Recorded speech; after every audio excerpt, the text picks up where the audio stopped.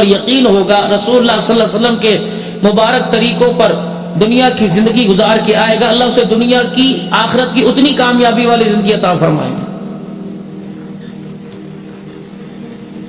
اور جس نے کلمہ پڑھا لا الہ الا اللہ محمد الرسول اللہ اور اسی پر اس کی زندگی گزر گئی اور اسی پر اس کی موت آ گئی، اپنے اعمال کی سزا بھگتے، اللہ چاہے معاف کر دے، لیکن وہ جنت کے اندر ضرور جائے گا، لیکن اپنے اعمال کی سزا کرنے کے بعد۔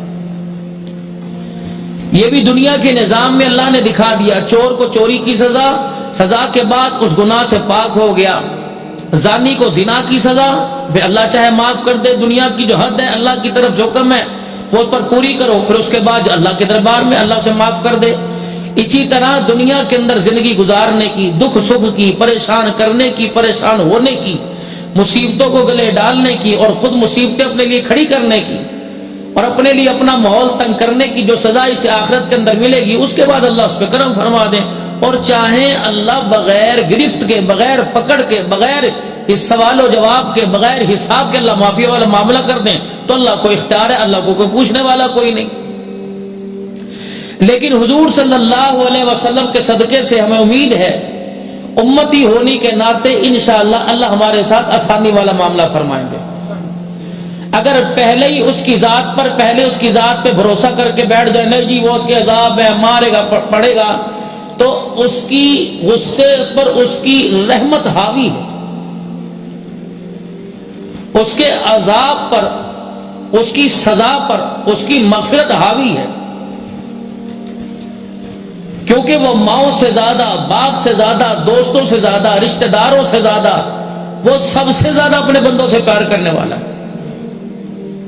اور اس نے قرآن کریم میں اعلان کیا، فرمایا یا ایھا الانسان ما غرک بربک الکریم،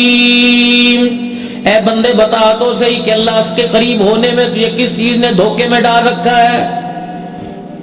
اب کریم کیا ہے؟ ایک بندہ نیکی کرتا ہے، ایک بندہ برائی کرتا ہے، اس کی بدی اور اس کی جزا سزا پر، اس کی نیکی بدی پر گناہ بھی ملتا ہے، ثواب ملتا ہے۔ اور کریم وہ کہ نہ کرنے پر اجر عطا فرما دے۔ ایک ہوتا ہے کرم، ایک ہوتا ہے اجر۔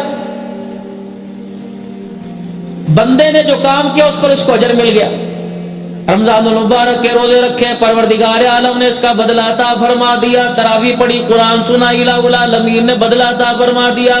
صدقہ خیرات کیا، الہ العالمین نے بدلہ عطا فرما دیا، فطرانہ ادا کیا، لوگوں کے گھر افطاری بھیجی، لوگوں کے گھروں سے افطاری آئی، بدلہ عطا فرما دیا۔